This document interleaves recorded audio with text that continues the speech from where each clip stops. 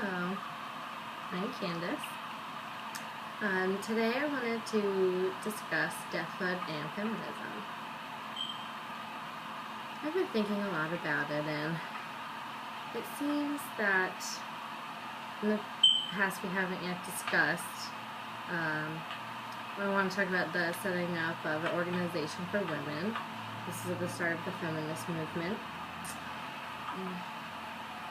I feel that I want people to start discussing many different types of things about this women, the feminist movement, stopping oppression, making it women and men equal.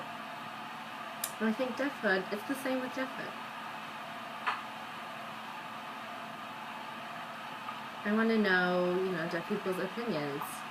Deaf people in here who have different opinions of what deathhood is. I think there's some confusion about what deaf means, if it's good or bad. And in the past, women had the same feeling, but they discussed it.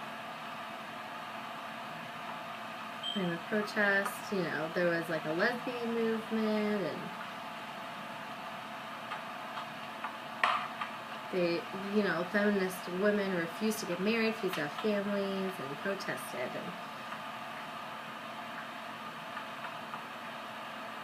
And it meant that there was many different women all wanting to join together for the same cause and stick together and stop the oppression.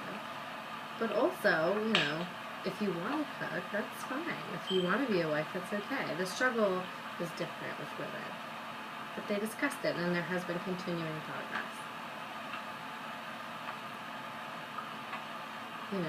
There's been discussion if women are smart or if they're less intelligent than men. There's been a lot of research, and I think that should be the same with deathhood now. That's how the realization will start. People realizing that deathhood needs awareness as well. The deaf group of people need to understand what deafhood is, the same as women understood what feminism was. I think deafhood needs to take on what feminist movements did as well for themselves.